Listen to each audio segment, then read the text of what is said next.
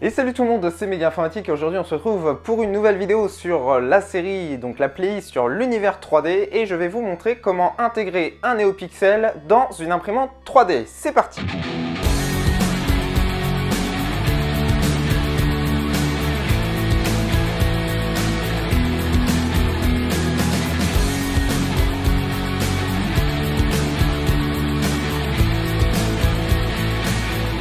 À partir de la carte BTT SKR 1.4, vous avez un connecteur qui est apparu, c'est un connecteur NeoPixel. Avant, à confirmer, il me semble avoir vu des vidéos là-dessus, vous étiez obligé de faire un paramétrage, de détourner un port, etc. pour pouvoir contrôler un NeoPixel. Voilà, sur la SKR 1.3, donc ça reste à confirmer.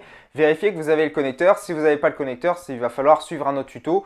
Je pense que ça s'adresse plutôt au SKR 1.4 et 1.4 Turbo. Voilà, donc cette nouvelle carte mère embarque un connecteur NeoPixel tout simplement et si on regarde de plus près la documentation technique, on peut s'apercevoir qu'on a un plus 5 volts pour alimenter, un connecteur d'envoi des données qui va se connecter au data in, donc le DI, et ensuite vous avez bien évidemment un port GND donc pour alimenter le strip LED et pour le commander. Alors à partir de là, vous pouvez très bien acheter sur internet un NeoPixel, donc un strip LED de type WS 2811, 2812, tant que c'est un strip qui est éteint avec des LED individuellement adressables, donc vous savez, c'est les LED qu'on peut allumer d'une couleur différente.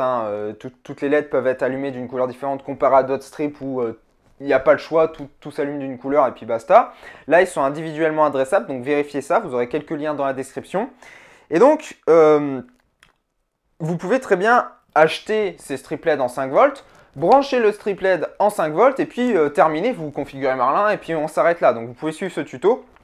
Sauf que vous me connaissez, si vous regardez la série depuis longtemps, moi je ne suis pas quelqu'un qui va faire les choses autrement. C'est-à-dire je ne vais pas acheter un strip LED de 5 volts vu que dans mes stocks je possède énormément de strip LED de 12 volts. Sauf que le problème c'est que si c'est un rail 5 volts et que je branche le 12 volts, ça va fonctionner mais les LED ne seront pas éclairés à 100%. Donc la solution... En fait, pour moi, j'en ai trois, j'ai trois options. Donc, je vous mets les trois options ici avec un petit questionnaire en fiche. Premièrement, est-ce que je vais me servir d'une alimentation 12 volts externe pour pouvoir brancher le plus et le moins de mon strip LED et brancher bien évidemment le connecteur de données sur le port dédié de la carte. Donc ça, c'est la première option. Je vous demanderai de ne pas tricher, je vous donnerai la solution dans quelques secondes. Deuxième élément, est-ce que je ne vais pas trouver sur la carte quelque part un plus 12 volts et une masse où je pourrais brancher le plus et le moins de mon strip LED par exemple. Et la troisième option, je pourrais aussi utiliser le 12 volts de mon alimentation, celle qui me sert à alimenter toute mon imprimante, les moteurs, etc. Donc voilà, je vous laisse répondre au questionnaire, faites-le sérieusement, sans tricher et je vous donne la réponse tout de suite. La solution que j'ai choisie, ça va être de brancher directement mon strip LED, donc le plus et le moins du strip LED, directement sur l'alimentation interne, donc de profiter des 12 volts de l'alimentation. La majorité des imprimantes 3D fonctionnent en 12 volts, donc c'est cette tension que sort votre alimentation. Attention cependant, il y a certaines imprimantes qui fonctionnent en 24 volts, donc faites gaffe. Le meilleur moyen de savoir qu'est-ce que sort votre imprimante, c'est de regarder la plaque signalétique de votre bloc d'alimentation. Donc quand vous êtes normalement face au bloc d'alimentation, vous avez les plots de connexion devant vous, elle se trouve à gauche, ça peut changer suivant les constructeurs. Et c'est marqué input et normalement 230 volts puisqu'on est en France. Et output, normalement, c'est marqué 12 volts. Alors, elle peut être 12 volts et 24 volts, elle peut faire les deux, donc faites attention à ça. Et si vous n'êtes vraiment pas sûr, vous prenez le bon vieux multimètre, vous vous mettez sur le plus et le moins du rail et vous regardez ce que vous avez, tout simplement. Voilà. Donc, la première étape, ça va être tout simplement pour moi de brancher le strip LED. Pour ceux qui ont un strip LED 5 volts, je vous expliquerai en même temps. Et pour les autres, on va faire ça tout de suite. Bien, donc on va brancher le NeoPixel à l'alimentation 12 volts qui est ici. Alors, information sécurité, on va toucher à une alimentation. Même si on ne rentre pas dedans, on va quand même accéder à des plots qui sont sous 230 volts, puisque oui, cette partie-là est sous 230 volts. Donc, ce que vous faites avant d'ouvrir le cache qui se trouve ici, c'est que vous débranchez votre imprimante et vous laissez le connecteur power allumé, c'est bien important, laissez-le allumé pour que ça puisse décharger l'alimentation. Mais logiquement, une fois que vous avez débranché la prise, vous n'avez plus de tension dangereuse ici et là c'est encore plus safe. Voilà, donc faites attention, débranchez bien votre imprimante avant d'intervenir sur l'alimentation, puisque si jamais on soulève le cache ici, on a accès directement aux bornes 230 volts. Donc là c'est comme si vous touchiez directement le 230 volts, clairement. Voilà. Donc ensuite, comment se compose l'alimentation? Eh bien en fait, vous avez plusieurs parties. Vous avez, je vous mettrai les photos qu'il faut en incrustation, ne vous inquiétez pas. Ici, la partie terre, donc c'est là où est reliée la terre de votre imprimante. L'imprimante, donc la terre est reliée au châssis métallique qui lui-même est relié à ce châssis métallique là au biais des vis qu'on utilise pour l'alimentation. Donc voilà, tout est à la terre, il n'y a pas de risque de choc électrique s'il y a une fuite à la terre. Voilà, le différentiel est là pour ça. Ensuite, on a ici le connecteur noir, ici ça correspond au neutre et ici on a la phase qui est coupée avec le connecteur qui se trouve ici. Donc on coupe directement la phase avant l'alimentation, ce n'est pas une coupure logique dans l'alimentation. Voilà, on coupe vraiment la phase.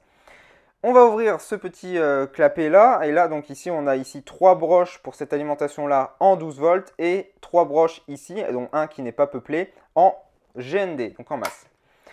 Donc on va l'ouvrir et en fait ce qu'on va faire c'est qu'on va tout simplement, vous l'aurez compris, brancher le plus et le moins du strip LED directement dans les connecteurs. Alors moi je vais les brancher comme ça, je vais les installer comme ça avec les câbles à nu, mais préférez quand même, comme là j'ai fait ici, mettre carrément des cosses puisque c'est plus propre et plus safe. Donc si jamais vous avez ce qu'il faut, mettez des cosses, ça sera beaucoup plus simple.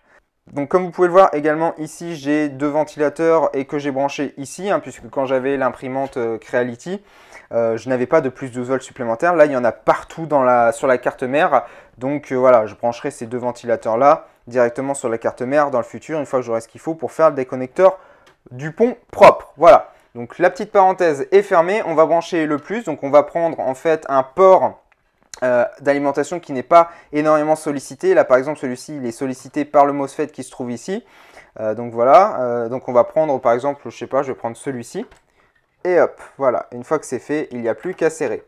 Alors pour le serrage, n'hésitez pas à serrer fermement, mais pas trop fort. Le but c'est pas de péter le connecteur, ni la vis, ni rien du tout. Le but c'est quand même que les connexions soient sécurisées, safe, sans tout écraser, sans tout péter. Parce que là, si jamais vous écrasez, vous pouvez avoir des faux contacts. Et des faux contacts d'alimentation, c'est pas terrible. Voilà. Et donc, pour le GND, même principe, on prend le connecteur. Voilà. Une fois que ça force, on force un petit peu et on s'arrête. Et une fois que c'est fait, il ne faut pas oublier de remettre le petit cache. Donc là, il est bombé, oui, mais si jamais vous n'avez pas ça, ça sera plat et protégé. Voilà. Une fois qu'on a l'alimentation du strip LED, il va bien évidemment falloir lui envoyer des données. Donc pour ça, on va récupérer le connecteur de données auquel j'y ai soudé un petit connecteur Dupont, comme vous pouvez le voir ici. Et il va falloir le brancher sur la partie envoi de données du NeoPixel, du connecteur NeoPixel. Donc là, c'est très sombre. Je vous mettrai ce qu'il faut en incrustation. Mais en fait, il faut juste le brancher sur le connecteur du centre. Et pour ceux qui ont un strip LED en 5 volts, vous avez juste à brancher le plus 5 volts du même connecteur et le GND. Et à partir de là, vous avez terminé le branchement. Et il n'y a plus qu'à passer sur l'ordinateur pour configurer Marlin. Pour cette partie de la vidéo, je pars du principe que vous savez déjà utiliser Visual Studio Code et également uploader le firmware sur votre carte de type BTT SKR. Donc si jamais vous ne savez pas faire et que vous voulez apprendre, je vous renvoie aux premières vidéos. Donc je vous explique tout, de l'installation de Visual Studio Code, au paramétrage de Marlin, à l'utilisation de fichiers préconfigurés pour chaque type, chaque marque d'imprimante. Voilà, donc je vous explique tout, comment uploader, comment mettre à jour la carte microSD, etc. Donc si jamais ça vous intéresse, je vous invite à aller cliquer dans les fiches qui apparaissent ou directement dans la description de la vidéo. Voilà, donc là je pars du principe que vous savez déjà faire. Et maintenant, est-ce que vous êtes prêts pour la configuration de Marlin la plus rapide de tous les temps? C'est parti! Donc il va falloir trouver une ligne à activer. Donc vous faites pour cela un commande F ou un contrôle F pour find et vous allez rechercher la ligne qui s'appelle define espace en majuscule NeoPixel underscore LED et on tombe directement sur la ligne qui nous intéresse, donc celle-ci qu'on va décommenter si ce n'est pas déjà fait en enlevant les doubles slash. Ensuite, une fois que c'est fait, le strip LED est activé, mais on va pousser un petit peu les réglages. Ici, on va désactiver le W puisque ça ne correspond pas à notre strip LED. Ici, on voit le pin sur lequel le strip va être piloté. Donc si jamais vous avez une autre carte et vous avez un pin libre, vous pouvez le modifier ici. Ici, au niveau de NeoPixel, c'est tout simplement le nombre, donc pas de pixels, mais de LED que possède votre strip. Par défaut, il est sur 30, moi je vais mettre sur 10, mais mettez la valeur juste. Pourquoi? Eh bien, plus vous allez mettre une valeur juste, plus Marlin pourra s'amuser avec votre strip, travailler de concert avec lui, pour pouvoir réaliser des effets visuels colorés en fonction des états de votre imprimante, des états d'impression, des états de chauffe, etc. Donc voilà, mettez le nombre, comme ça il pourra s'éclater tout seul. Et une fois que c'est fait, il ne reste plus bien évidemment que uploader le firmware sur votre micro SD, ce qui est le cas, voilà. Voilà, une fois que c'est fait, il nous indique que c'est un succès et il ne reste plus bien évidemment que brancher la micro SD dans votre carte et pouvoir s'amuser avec le strip. De retour face caméra pour conclure cette vidéo et comme vous avez pu le voir, mettre en place et mettre en œuvre un strip LED, que ce soit 12 volts ou 5 volts, hein, si jamais c'est du 5 volts, vous avez juste à le brancher et puis basta. Si vous prévoyez d'acheter un strip LED pour votre imprimante, prévoyez le 5 volts, hein, tout simplement, ce sera plus simple pour vous. Moi, comme je l'ai dit, c'est juste parce que j'en avais énormément en stock et que j'avais pas spécialement envie d'en racheter. Voilà, puisque ça traînait, hein, autant l'utiliser.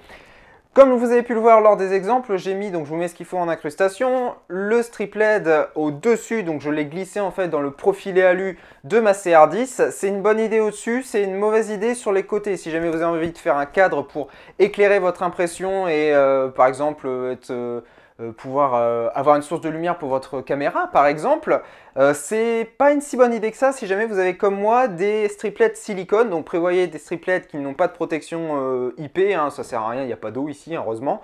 Donc voilà, prévoyez soit ça, soit retirer la partie silicone mais vous risquez d'endommager le strip LED. Parce que si jamais vous le mettez avec le silicone, ce que ça va faire, le problème c'est que vous allez avoir les roulements qui vont passer dessus. Alors ça va pas être dommageable pour votre strip LED, hein, ça va juste écraser le silicone. Mais par contre, ça risque, si jamais ça accroche pas bien, alors normalement le silicone qu'il y a adhère bien à la matière qu'il y a sur le roulement, mais ça peut à la longue, si jamais il y a un petit souci, ça peut déraper et ça peut provoquer une anomalie sur votre impression, hein, voilà, ça peut faire un petit décalage, une petite vibration, etc. Donc ça peut être assez disgracieux pour vos impressions, donc veillez à faire le nécessaire tout simplement. Voilà.